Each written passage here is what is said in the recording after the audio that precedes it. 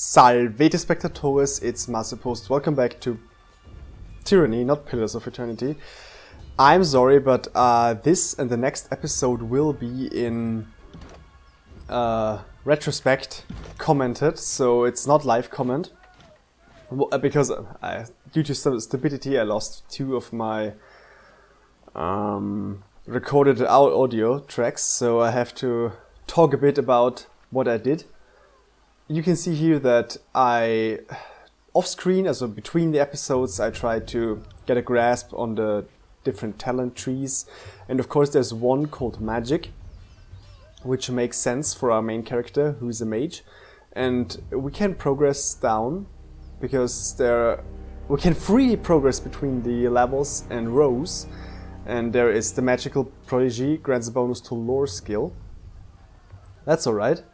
There is also, so what I figured out is the round symbol always means like charged strike is an ability you can do. You, for instance, can charge your staff up. The square is an increase of already existing, a passive ability.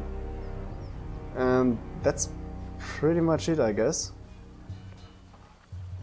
Here in the ranged ability seems to be a mixture between square and circle, so I'm not sure what that is. We have to, but I'm not a ranged character, so no sense in doing that. And I'm gonna go for lore is nice. It's just a bland lore upgrade, but I'm gonna go for the central, the arcane charge, because I think this makes most sense for our character. So we can also, of course, attribute an attribute, and wits is nice and finesse is nice. Barrack is also an attribute for you. For every level up you gain 1 attribute point and 1 talent you can invest. The attributes itself grant bonuses, that's important to see, as well as upgrade your weapons and support skills in some way or another. The green and red numbers indicate that they are buffed or debuffed due to stances and equipment, for instance rings and so forth. And for...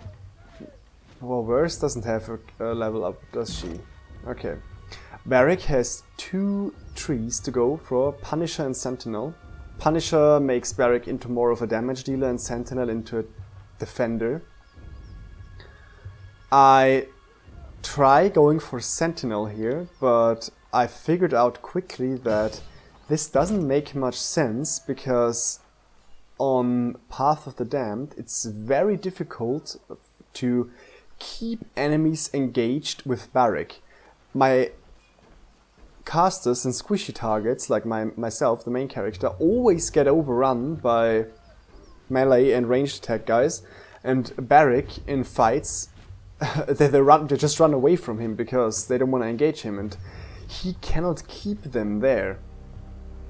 So I'm not really sure what to do about that. Barrack is very well rounded up. He has, I think I'm gonna go for Vitality here, because bonus health, well, just makes him much stronger. Doesn't really make sense. I think in future I will make Barrack into a damage dealer. It's not too big of a deal here. I can just respec. No, I cannot respec, but I can shift his attack onto the other side, to the Punisher tree, not the Sentinel tree. Also, he has a focus on one-handed for now, but I could just give him a two-handed weapon, and very quickly it will turn around and give him two-handed attack strength. So now our main character has to select one more tree. Verse doesn't have anything. Yeah, what I figured out here, we can just change her secondary and primary colors also in-game. That's very interesting. So she does not have to be red with this strange helmet. And I also realized that you can click this small thing here on the top, hide helmet, which I don't do at the moment. I just unequip the helmet, which is stupid. I think I get about that later. You can equip the helmet and not show it, so you see her pretty face. Apart from Barik, of course. And he can also not hide his helmet. And still have the bonuses from the helmet wearing. So that's fine. I think I run into problems later if I do not hardcore min-max but play in Path of the Damned. We'll see about that, but for now it works. We also have the Edict of Execution going here. Gives us +1 resolve, I guess, as long as the Edict is active. And we will either die... Sorry. We either die or fulfill the wording of the Edict. Now let's talk to Seveus. By Kyrus' Iron Honors, it's the fire starter. And those swine things in the chorus told me we were a pile of ash. The massive soldier advances, arms spread to grapple you in an embrace. So, Kyrus' Iron Honors, I'm not sure if this is politically correct. So let's give him a hug here. I hope this ends in a hug. Latching his arms around your body, Severus lifts you into the air with his embrace. The North never forgets a friend in need. He places you back down as effortlessly as he scooped you into the air, letting out a soft chuckle. Our little camp is overrun with these southern lepers that the voices adopts along the way. Severus looks out toward the brace of choirmen loitering by the edge of the camp. Probably half of them were the fuckers we didn't kill the first time through the valley.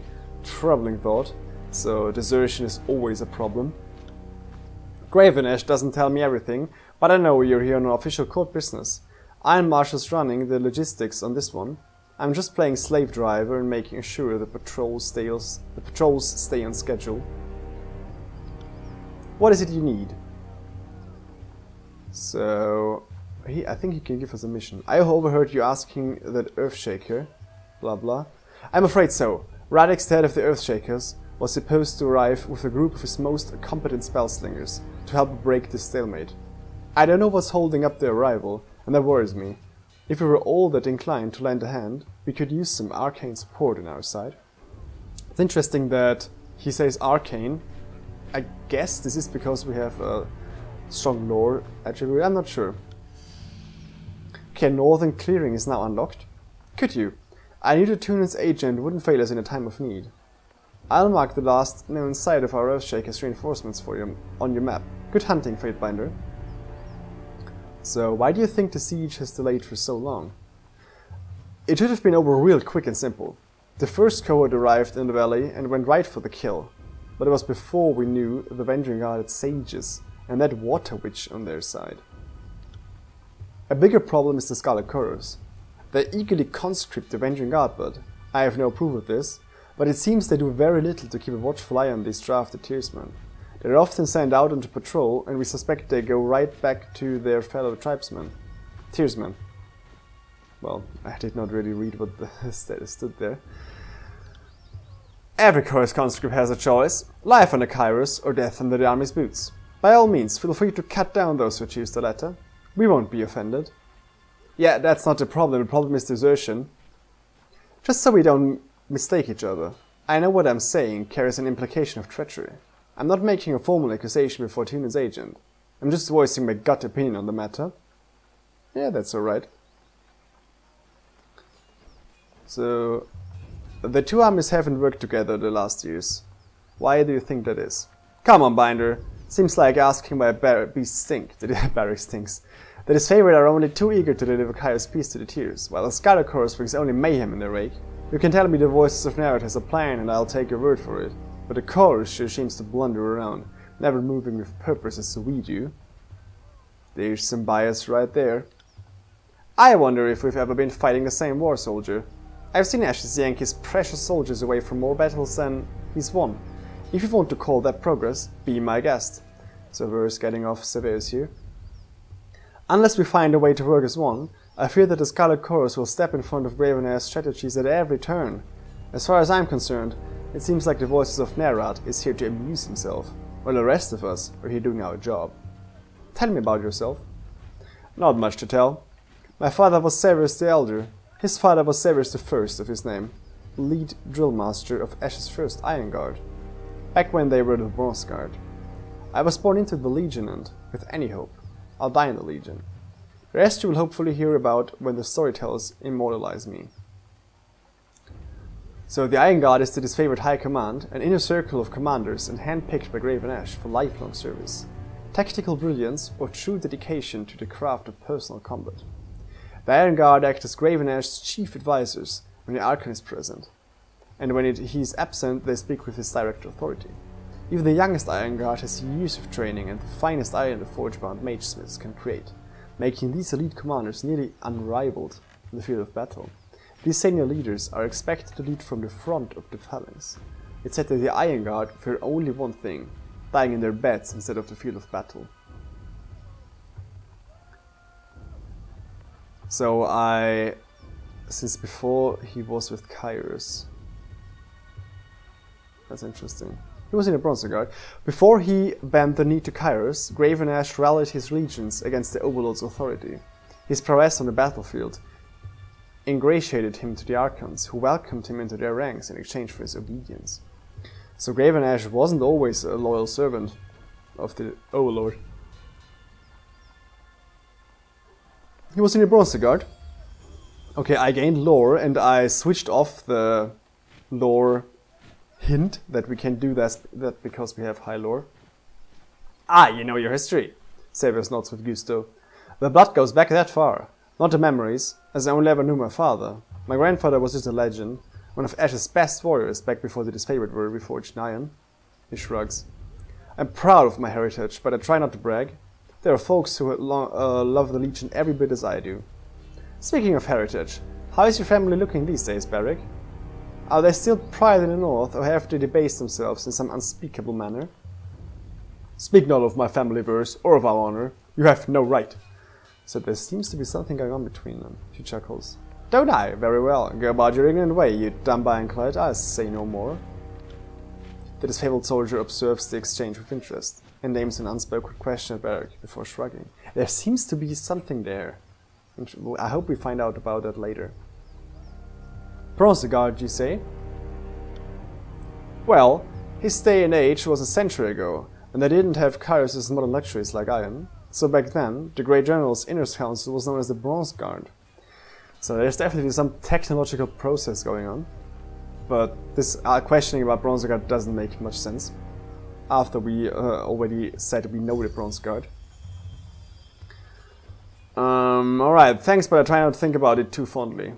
If anything, every time I screw something up, I wish I wasn't dragging a family name through mud along with me. So that was all. I think farewell. Alright, so we have a new side quest, go to the Northern Clearing. Here we can see Favors and Wrath assembled with the Scarlet Chorus that is favored, and interestingly enough also at a certain level we can gain a special ability for our characters, or main character. For instance, all party members near you receive a bonus to resolve when we hit level 3 Favor with the disfavored. Same goes with Wrath, so Wrath isn't necessarily bad. It's just another measure of another resource, so to say. We can also do the same thing with the Scarlet Chorus, of course.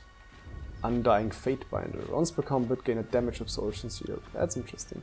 So gain a bonus to hit precision on targets that have low health, so Merciless to kill off guys quickly. Venging Guard has the same thing. Interesting is that we can gain favor with the Venging Guard, so we don't have to stump them into the dust. With Barrack and Verse, there's the same thing. Loyalty and Fear also unlocks special combos. We can also have Favors and Wrath with the Voices and the Archons. And I guess other Archons we encounter. Voices and Graven Ash, I wanted to say.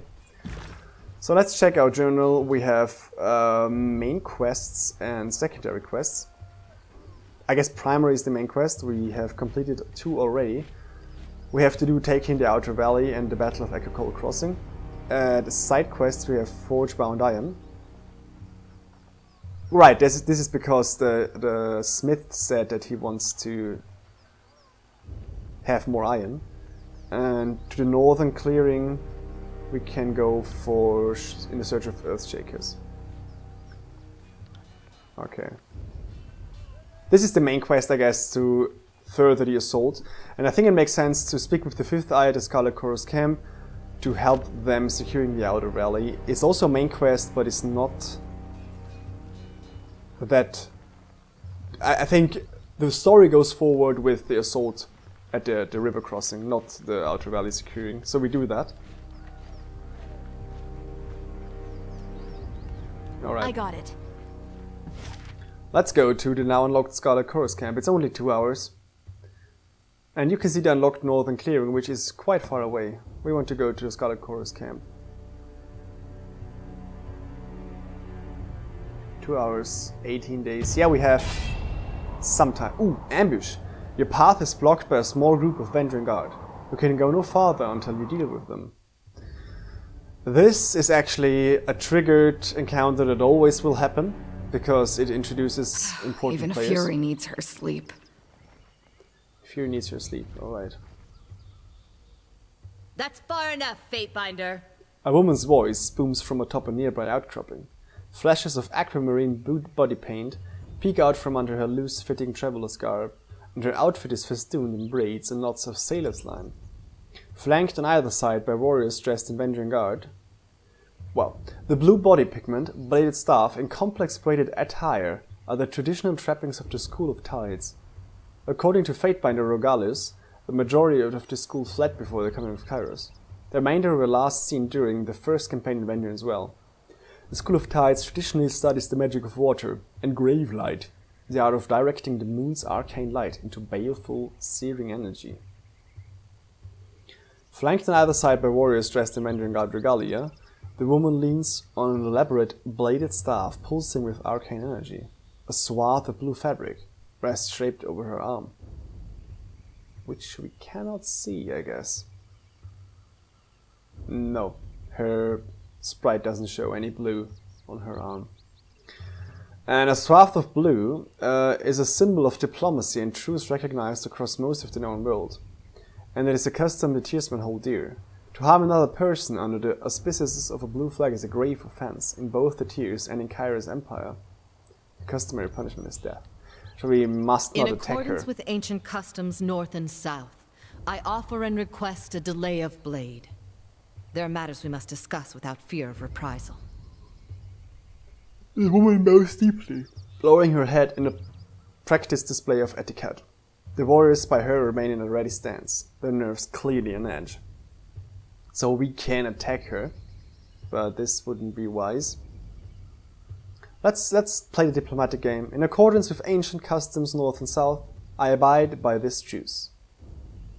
As is our custom, we are ready to kill to defend our lands, but we kill only in fair battle. We don't slay our prisoners. We know this isn't Kairos' way, but we must have hope.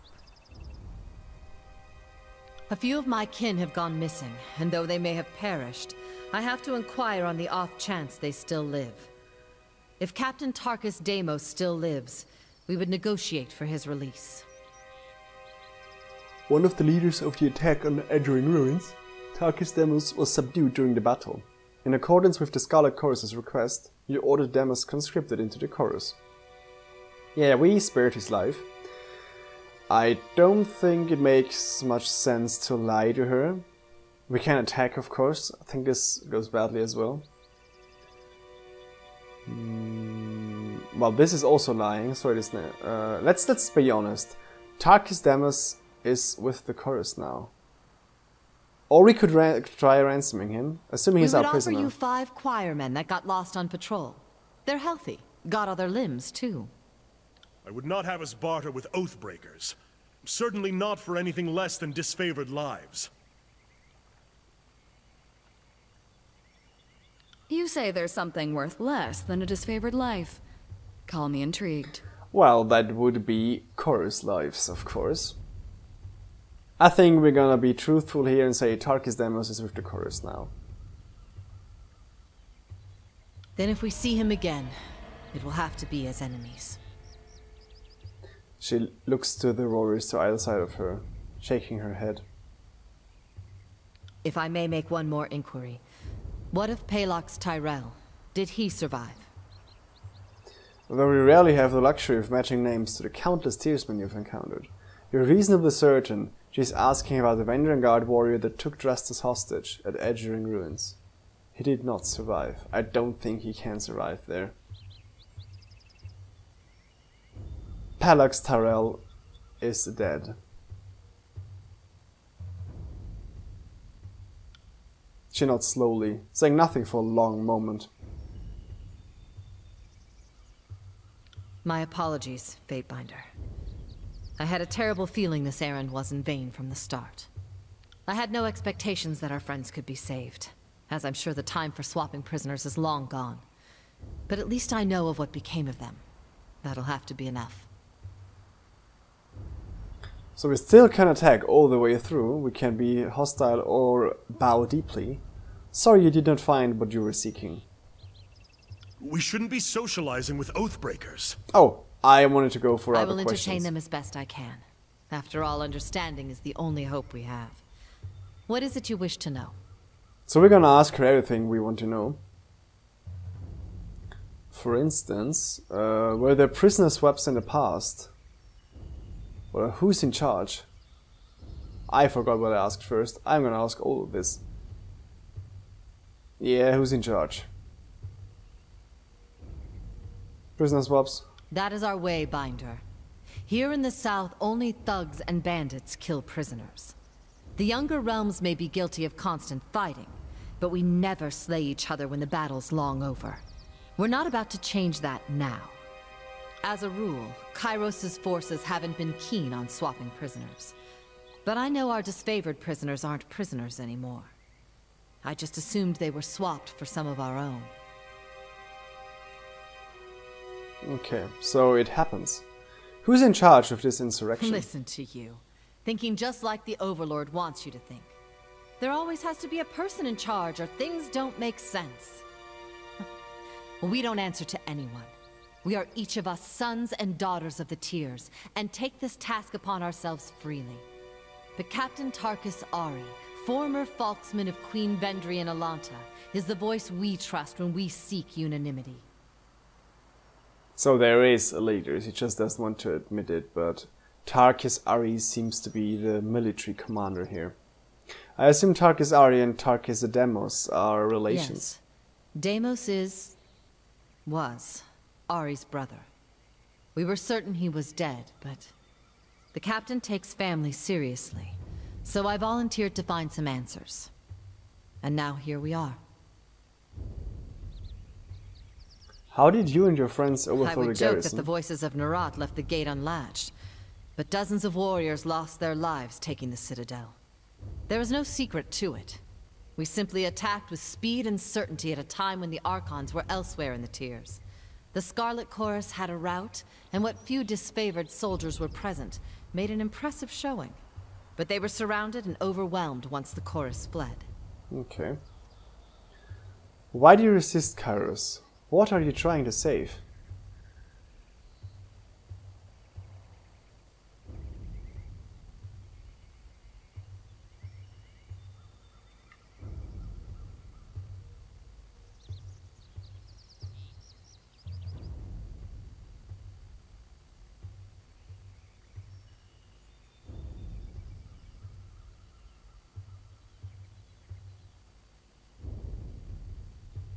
I grew up without my knee bent to Kairos, and if I'm going to bow to someone, let it be another Tearsman.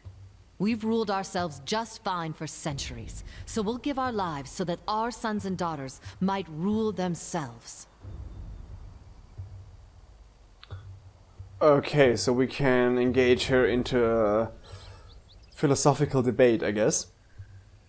For instance, only your daughters are really free in the Tears. Why fight against Kairos equality? It's the other way around from European medieval standards, I guess.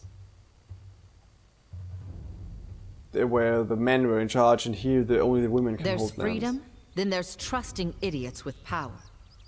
Give a man 1,000,000 marauders, he'll lose sleep worrying over his neighbor's 1,000. I prefer my realms ruled by the braver sex. For centuries we've left the lands to the women, and the seas to the men. And we did plenty fine until Kairos came around. Okay, this seems a little bit sexist to me, but we'll leave it at that. What else can we ask?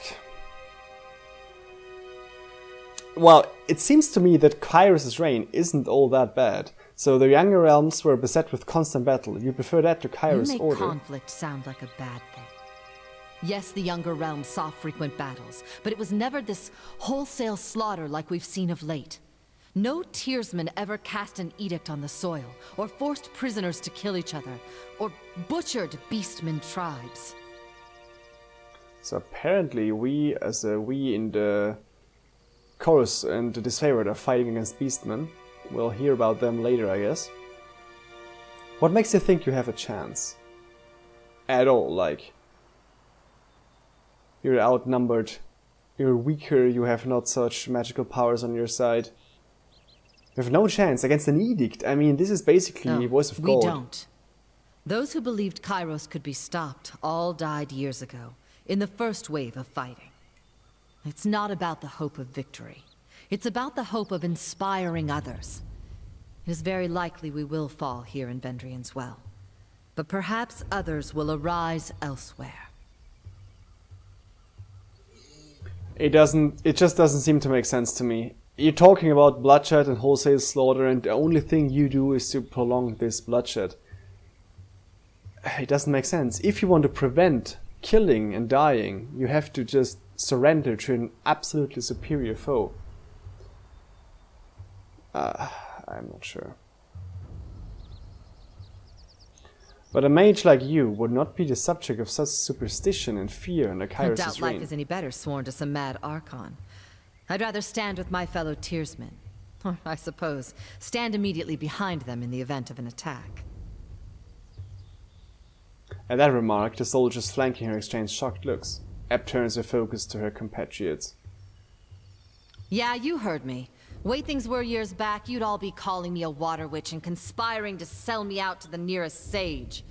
Just because I'm helping you stop Kairos doesn't mean I've forgotten the hospitality of ages past. There seems to be animosity between the guys here. Yeah, see, she is... Yeah, the School of Tides was not at war, maybe, but as a strong rivalry to the School of Ink and Quill.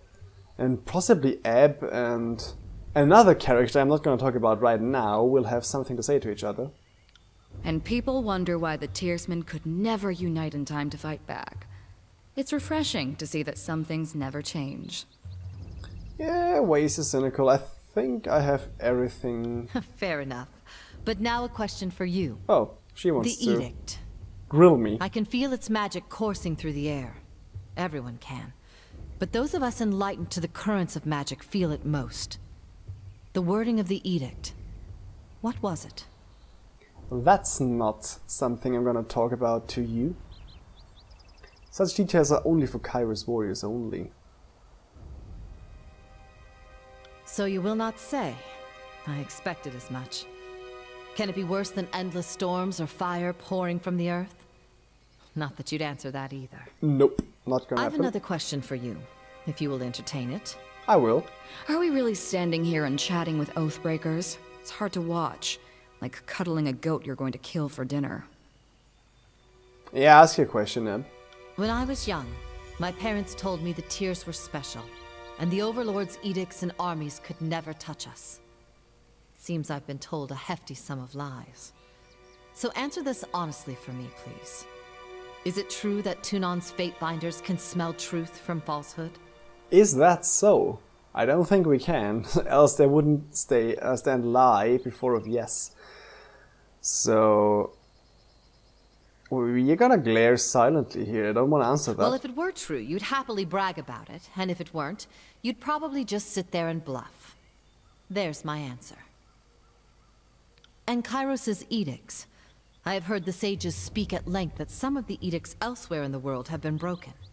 How is this?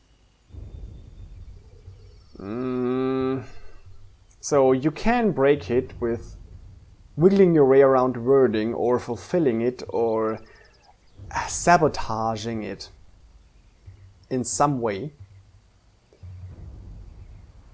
If Kairos provides a clause allowing the edict to end, that clause can be satisfied.